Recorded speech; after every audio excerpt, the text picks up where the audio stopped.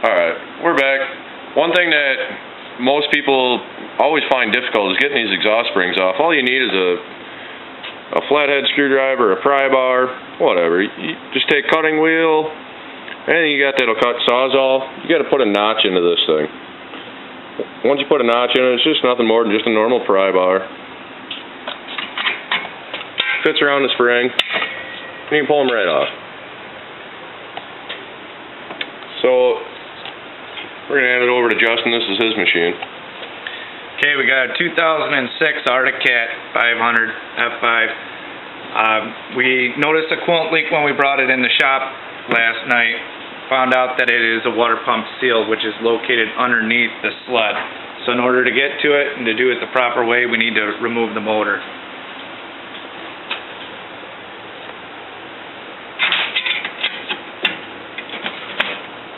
So what we're just going to be doing, we're just going to be taking off the exhaust springs.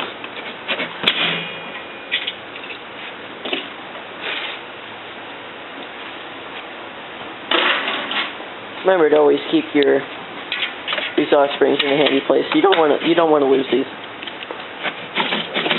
They're not fun to find.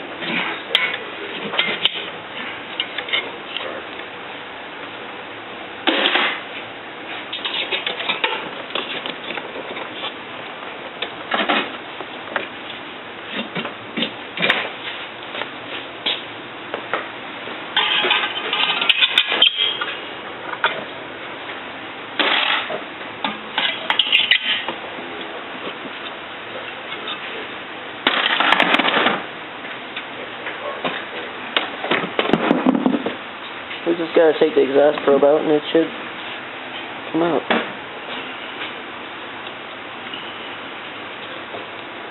Just gonna disconnect it. Yep.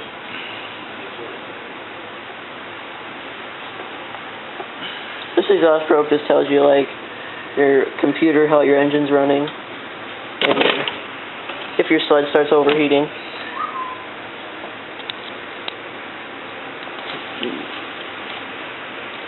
Okay. Alright, so we got other things going on in the shop. We got this XLT, which started out as just like a bare bone chassis. It's a 1994 Polaris XLT 580, stock 64mm bore. I got the sled with no rear suspension. The front skis are trash.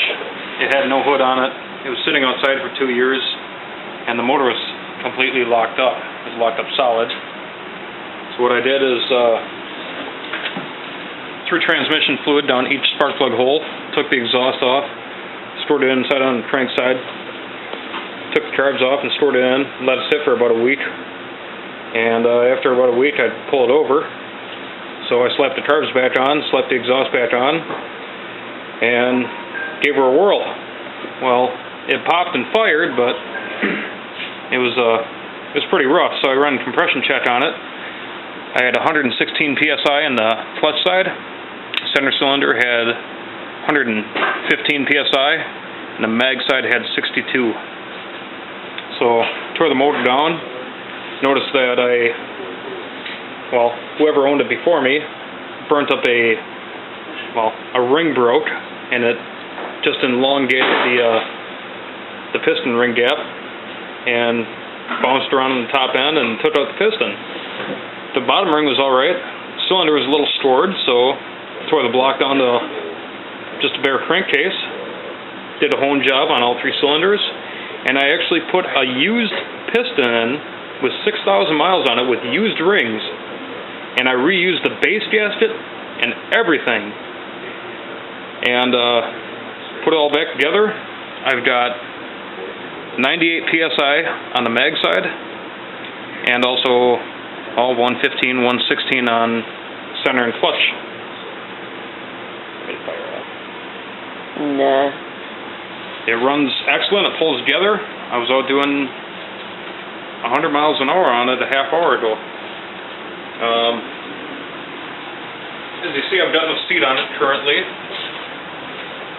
but That's because the seat was all torn up.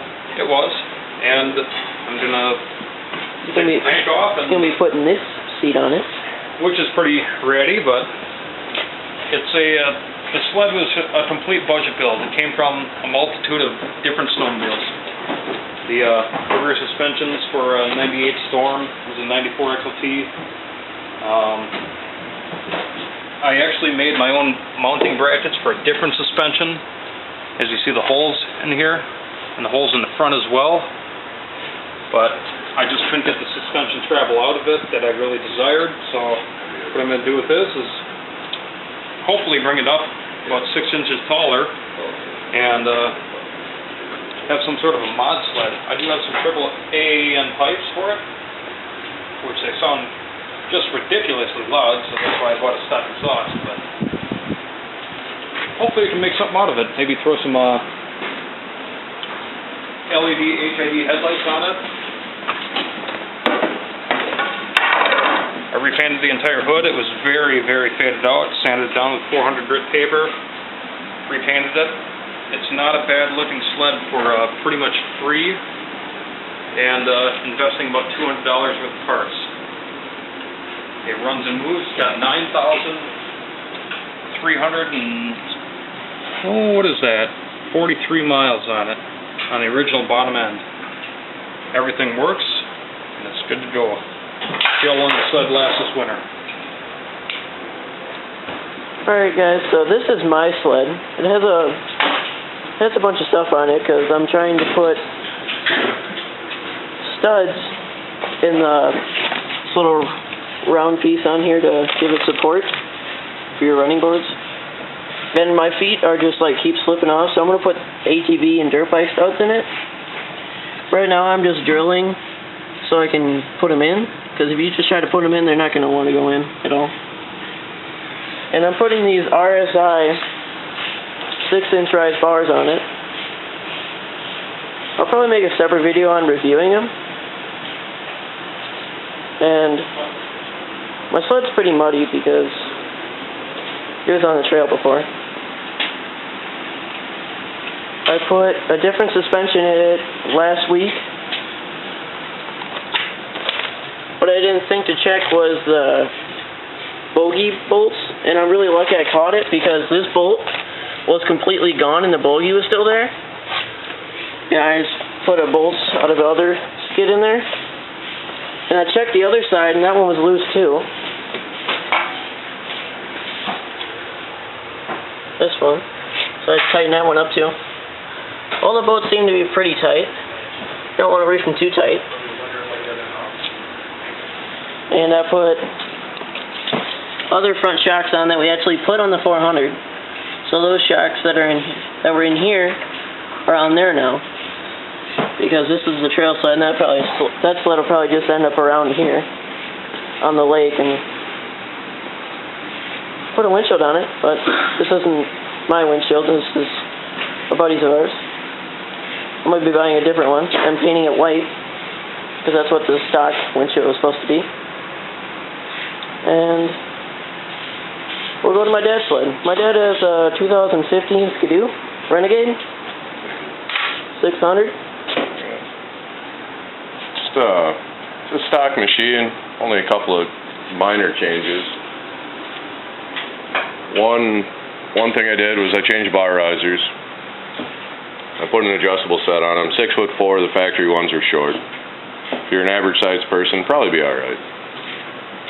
One thing that I want to do a review on, and I want to see how it works, I haven't gotten the opportunity to do it yet. I had temporary mounting for the power source. Is I put a GPS with a purchased set of trail maps on it that are very easy, temporary location, little switch, little adapter, you run the wires up, comes up to the Garmin. It's just a standard Garmin GPS. You can pick the trail map kit up. I got the trail map from Red Pine Trail Maps off the internet. They're pretty reasonable price. I don't really remember what I paid for it because I bought them last year and I haven't had a chance to use it because I didn't have them on or anything, and winter fell apart on us. It'll take a minute for it to load because we are inside the shop, so it may not grab it. If it backs out, you can see all the roads and everything, it will bring up the trail maps eventually. Once the trail's open here, I will get a review on this and let you know how well it works. But I'm pretty impressed with the amount of trails that they have. There was no other company out there that had them. Not as many anyways. It comes with 5 states for under $50. So, again, cheap, affordable. Mounting has to be, you know, a little better fit and finish, but this is a temporary setup to see how it works. I can just pop the dash part and fit everything up underneath there.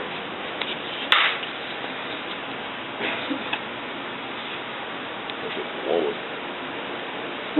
I wish it would load quick. Of course, we're inside. Yeah. Because we're inside, it ain't gonna load up. It probably will. So that's pretty much all stock. He bought the shock guards so you don't get ice on there and ruin them faster. And seals. You don't have shock. I don't care what you're running. Your best bet is usually cover your shocks, because if you get ice buildup on the shock shaft because you're not really using your suspension, then all of a sudden you hit a big bump, it will damage your shock seal. One of the things I hated about the machine factory was the factory windshield on here. I just didn't like it. I have another windshield. I have a nice tall trail windshield. I gotta take the handguards off to run it. In the warmer days, I run without a windshield, and in the cold days, run a windshield.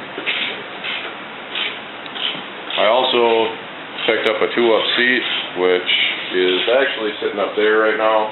It's a quick snap-on. It's an older style seat. Works really well. There's his other... Where's the other bracket? I think it's behind it. Yeah. I think here's his other windshield. Big trail windshield. On another little side note, you know, hopefully you guys like our videos. We'll work on getting a little smoother at them. But right here we have just this little bitty shop. It's a group of friends. And I think right now there's 11 snowmobiles here. You know, we have 5 inside. Obviously another 6 or 7 outside. That's what we do in the winter times. We ride. We like to explain how we ride and what we do. Mainly trail riding and lake riding. And I think this would be the end of the video. I hope you guys like our videos. Remember to subscribe and like. And it's been Keith, and we're out.